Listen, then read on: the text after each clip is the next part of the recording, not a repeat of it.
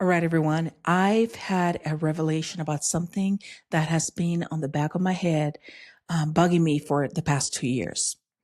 And it relates to Mike Johnson, the Speaker of the House. So here we go. In December 2023, in a speech to the National Association of Christian Lawmakers, Speaker of the House Mike Johnson told attendees that God had instructed him to be a new Moses and to lead the Republican conference and America through what he called a Red Sea moment. This requires that you know a little bit about the Moses story and the Red Sea moment. So if you don't, please acquaint yourself, just Google it, or open your Bible if you have one and read it yourself. But I just remember that when I heard that he said that, a red flag went up immediately. And I thought to myself, my gosh, something is completely off here.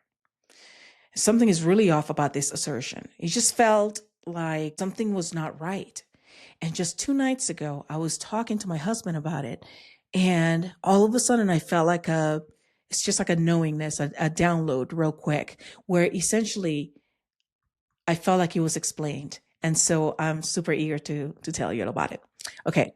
And the first thing I want to say is, to tell you the truth, I don't doubt that Mike Johnson prays. I don't doubt that during those prayer times, he may be receiving some information from the divine. But what I did doubt was, I don't trust his interpretation of whatever it is that he heard. This does not sound true. It does not, resonate as true. So Mike Johnson, here's a revelation, and I'm speaking to you directly. And I'm also speaking to every American watching, especially people who love this country, people who love God, and people who are tired of being lied to. Because, sir, you said this. You said, and I quote, "The Lord told me very clearly to prepare, be ready." Be ready for what? Okay, I don't know. We're coming to a Red Sea moment. What does that mean, Lord? End of quote. And by the way, the entire quote of that speech is in an article, I think it was Newsweek, and I have the link in the episode description. So if you want to read the entire thing and make sure that you understand the context, please do. Don't trust me. Go check it out yourself. But back to you, Mike. You also in that speech talked about Moses and essentially said that you heard God essentially tell you that you're kind of like the new Moses. So I'm not mocking that. I'm taking it seriously. But here's the deal. If you're going to use Moses language, sir, you don't get to use Moses as a costume, okay? You get to use Moses as a test, because that Moses story is not a victory lap for leaders. It's a warning. It is a mirror. It's a leadership audit. Okay. So here's what's been sitting in my spirit. And here's the revelation that I got. Mike, what if you heard something real, but you misunderstood it? Because that happens all the time in the Bible, right? People receive the word and then their ego translates it. And then, things unfold in a very different way. So here's the alternative read. What if the Red Sea moment wasn't God saying that you are going to help the MAGA movement take dominion over America or Americans?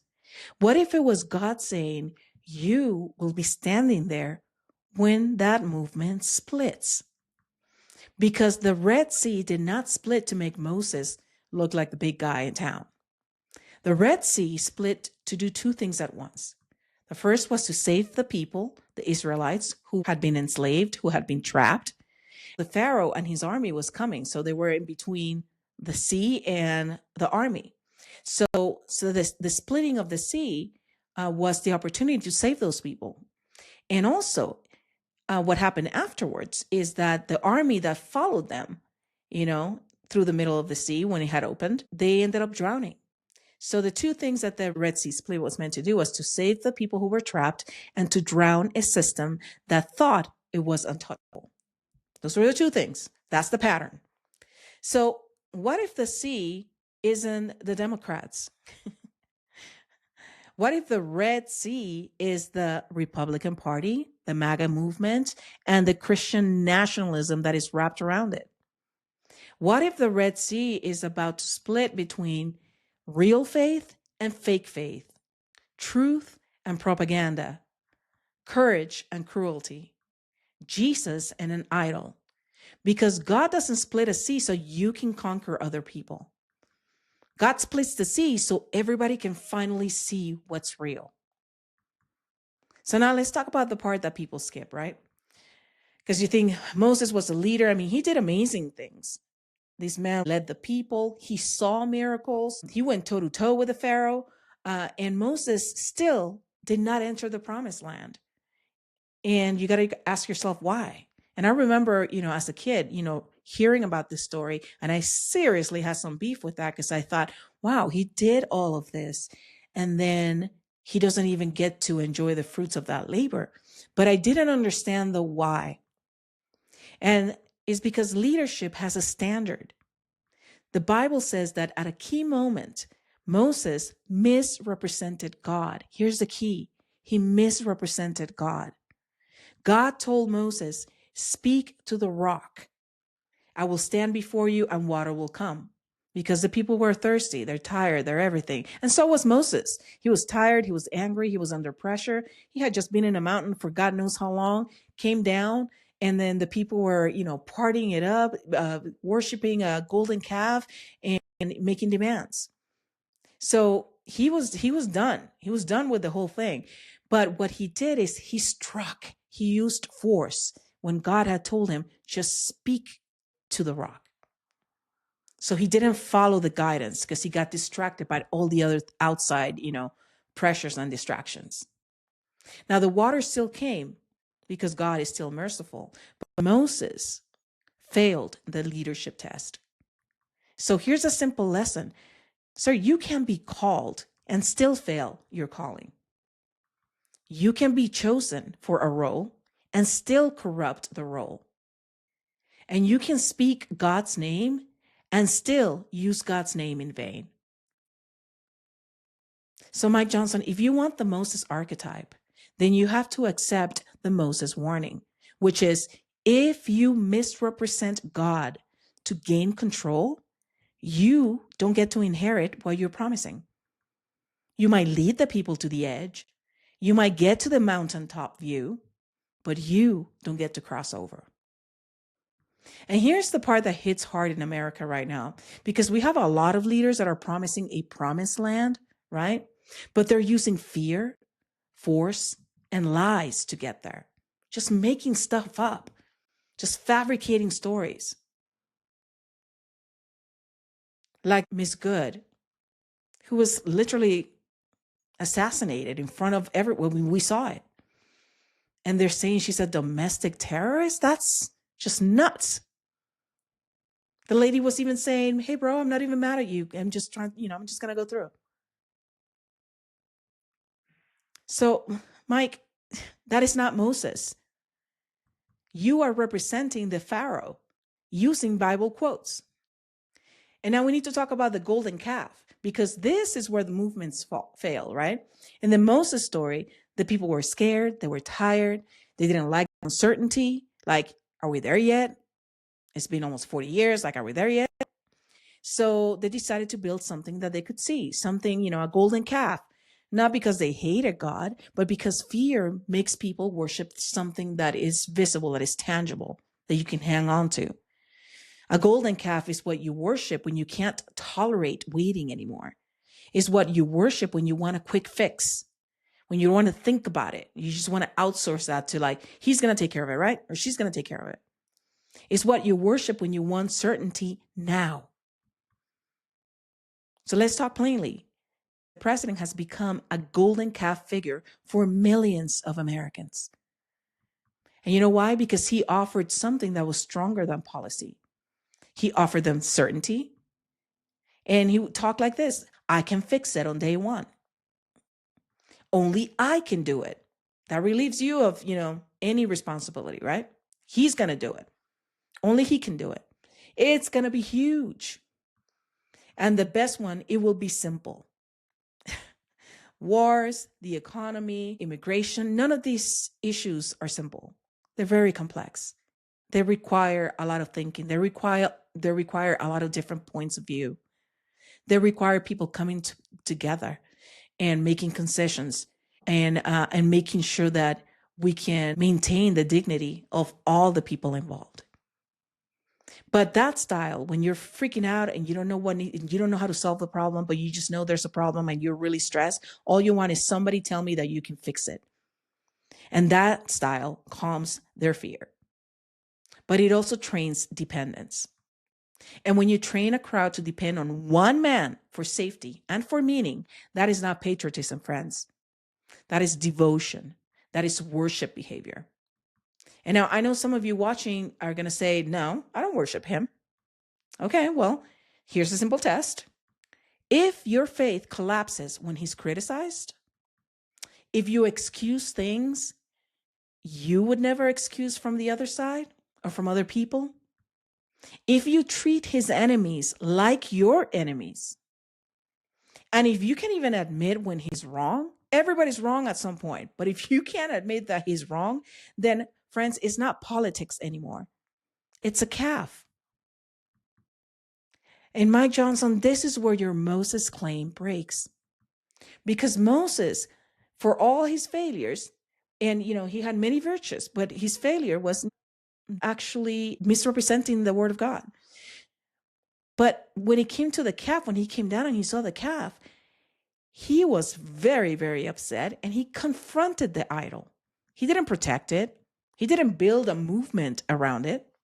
He didn't say, we need the calf to win. No, he broke it into pieces. And now I'm going to use an example that all of us Americans can understand, because people are just tired of elites protecting elites. We've been saying it for a long time, right? The Epstein case has become a symbol of that. And for years, people have said, release everything, let the chips fall. In November 2025, the Epstein Files Transparency Act became law. And the DOJ created an official Epstein library page to post releases and explained it was trying to meet the deadline while protecting victims' private information. So we're using process, guys, to still hide, to obfuscate, to delay. At that time, our public expectation was simple. It was like, whoo, sunlight. But then it really hit. Because Reuters reported that the DOJ said it had 5.2 million pages left to review. So much that it pushed the releases well past the deadline. And let's get into the fact that 5.2 million pages, now in November they were saying this, when previously, I think it was in July, Pam Bondi had said that there was nothing here to see. And prior to that, some months before that, she had said, oh yeah, I got the files. They're on my desk and I have the list. So it's like, I have the files, I have the list. There's nothing to see here. And now it's like, we have too much stuff to see. And it's going to take us forever to process all of that because we want to protect the victims. Reuters also reported that survivors and advocates who know what actually happened because they were there criticized what had been released so far as a fraction with abnormal redactions and errors.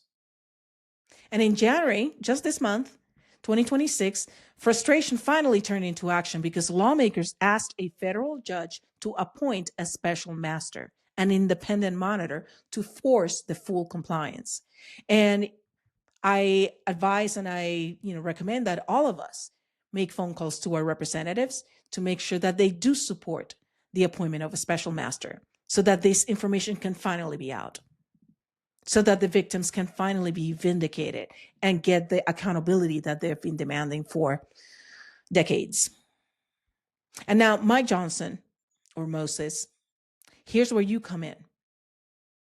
Reuters reported that you said there was nothing to hide and you supported a vote to release the Epstein files. Well, that's interesting because you literally even shut down the House. Essentially, they were not working for like well over a month just because you didn't want to take up that vote.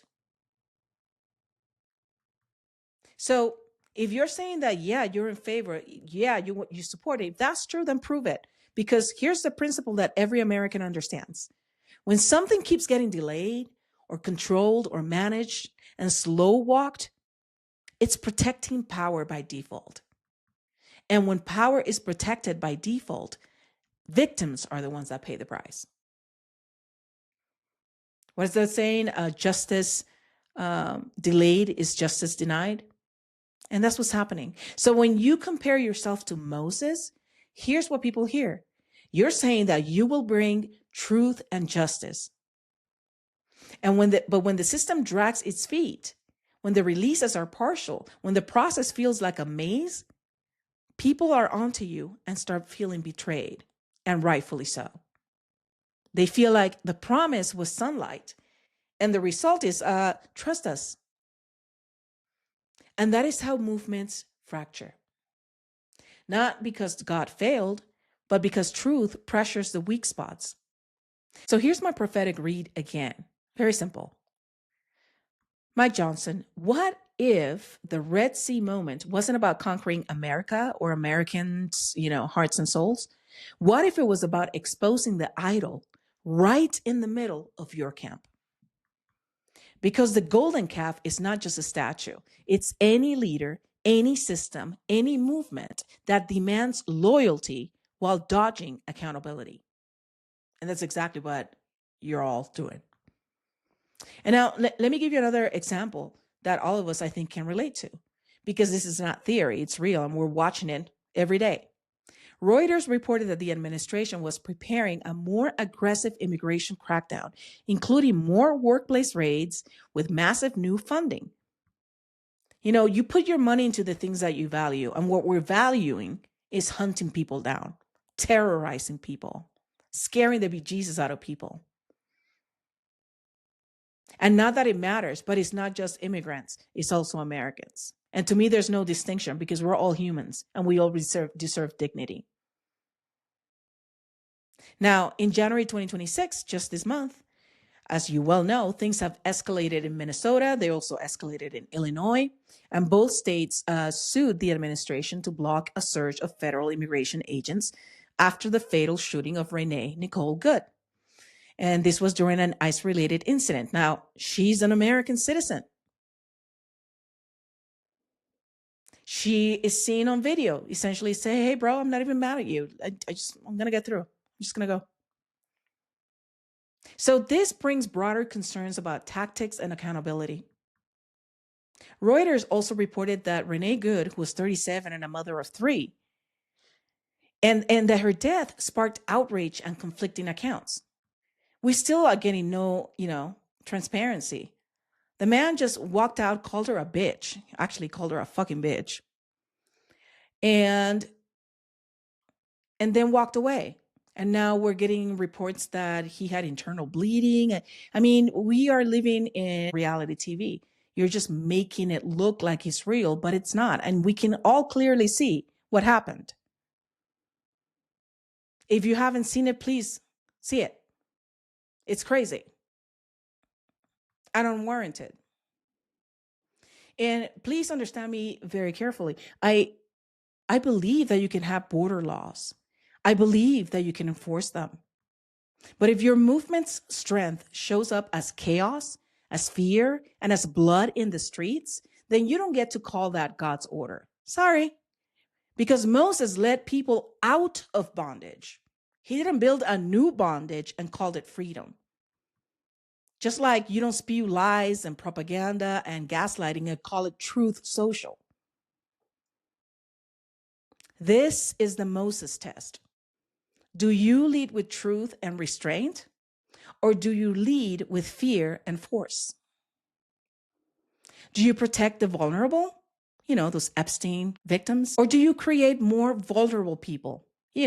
Like our society, and especially all these blue cities that are being targeted. I mean, it's so obvious what you guys are doing. It's ridiculous. A leadership style that uses God for power cannot inherit what it promises. It's just, that's not how the law works, divine law works.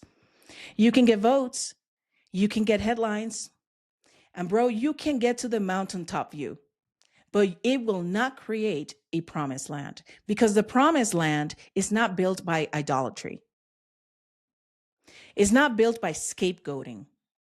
It's not built by hiding truth behind process.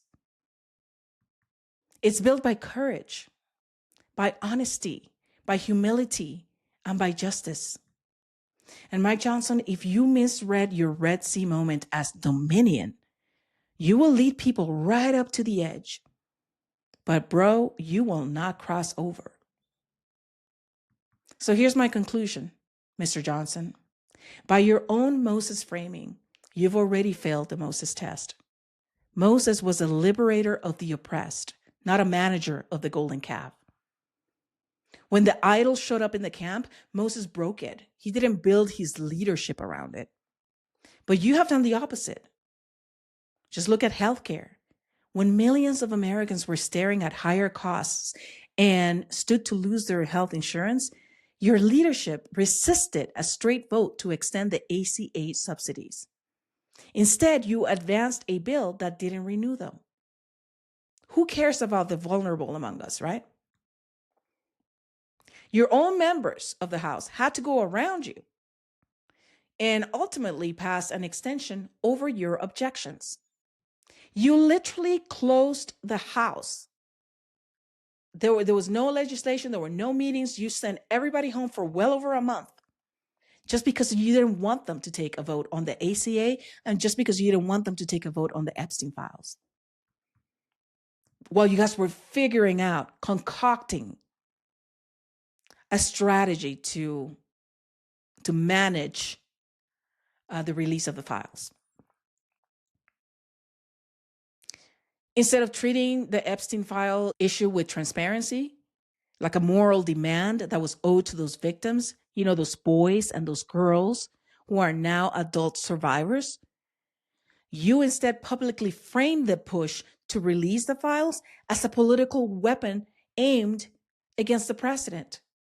So you made it your job to defend and protect the the president. To this day, the DOJ has only released 0.6 of 1% of over 5.2 million documents. I want you to hear me because we've been talking about this. He was talking about this during the campaign. It was one of the centerpieces of his campaign, right? Transparency. We're going to expose them. These people are going to be held to account. Turns out he's in them. And so is a whole host of people. And again, I don't care which side you're on. I don't care if it's blue, red, yellow, whatever it is. If you were part of these crimes against children, then you deserve to be held to account. Mike Johnson, if you really want to be a Moses and you really want to release and liberate the oppressed and protect the vulnerable, you still have a shot, man. You can speed up the process. You're the leader of the House. So speed up the process rather than continue to obstruct and delay and obfuscate. And on immigrants, people that are vulnerable, people that were fleeing dangerous situations, that were looking for safety. Most of the people that are being deported and terrorized right now are just people that are trying to live their lives. They're trying to help their families. They're part of communities. They're teachers, they're friends, they're classmates, they're coworkers. They're builders. So you backing enforcement first politics, even as scripture itself keeps showing us that God hears the cry of the stranger and the oppressed. You're in defiance of spiritual law. So no, Moses doesn't protect the idol and call it righteousness. Moses confronts the idol. And if you won't do that, if you keep propping up the calf and protecting the systems that crush regular people, then you don't get to claim the promised land. And again, I tell you, you might get to the mountaintop view, but you will not cross over. Now, I know this topic, hits the body. It hits your chest, your stomach, your breathing. So let's take a moment to do a self-regulation exercise, okay? Let's ground ourselves so that we can be vessels that can receive and can activate our inner discernment, because we all have the power to discern. But we can't discern in the middle of a crisis, when we are stressed out, when we are flustered, when we are afraid. It's really hard to do that. You just want to put a stop to it immediately. So let's do this. If you're in a position where you can do this safely and you're not driving or operating heavy machinery, just put one of your hands on your chest and the other one on your belly. And you can close your eyes. I'm going to hold my hand up so that I can kind of like do a countdown. But you're going to inhale through your nose for 4 seconds. And then you're going to hold for 4. And then you're going to exhale for 6 through your mouth, okay? And we're going to do that 2 or 3 times. So let's go.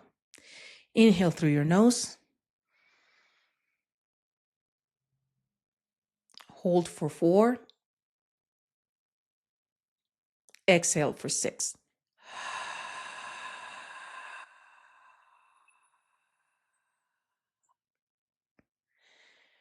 Let's do it again. Inhale for 4.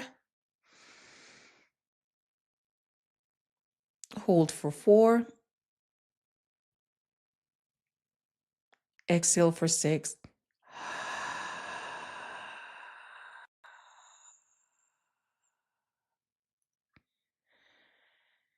And one last time. Let's inhale for 4. Hold for 4. Exhale for 6.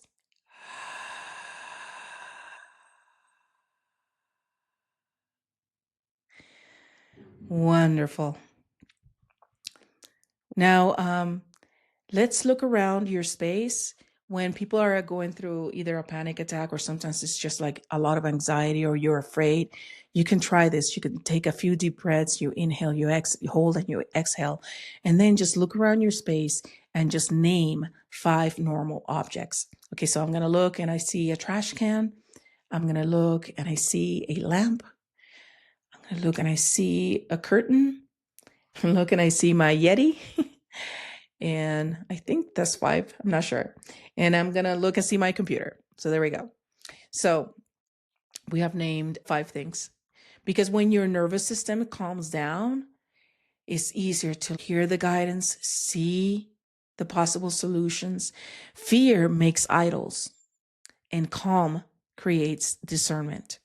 So whenever you're about to make a big decision about something, make sure that you're calm and collected, okay? Today's call to action is going to be to stop outsourcing your conscience. If any leader is telling you, God told me, you don't clap first, okay? You test it. You test it. That's a tall order. When somebody claims that God told them something, you need to look at the fruit of their actions, okay? Second, demand receipts, not just slogans, not just propaganda, not just easy answers. These are complex issues. There are no easy answers. So anybody promising you easy is bamboozling you. See who brings the receipts to the conversation, or who's just, a talking head spewing personal opinions and conspiracies. I like to listen to independent reporting, but I like to see the receipts. Show me the document. Tell me what you're talking about. Put the link. Where did you get this information from? I'm not taking anybody at their word. And most of all, and this is really, really important, if you call yourself a Christian, then be a Christian first. Not a party first, not a man first, a leader first, not a movement first. Be a Christian first. I think it's time that us as Christians, we stop outsourcing our Christianity to these movements that are essentially doing exactly the opposite of what we are being guided to do as Christians. All right, everyone. Thank you so much for watching. Tell me how that felt in the comments. And don't forget to subscribe, like, and share this video. Also, if you liked this exercise, save it so that you can come back to it whenever you want. And until the next time, my name is Jeanette, and this is When the Shift Hits. And the shift starts with you, because when you shift, so does everything around you.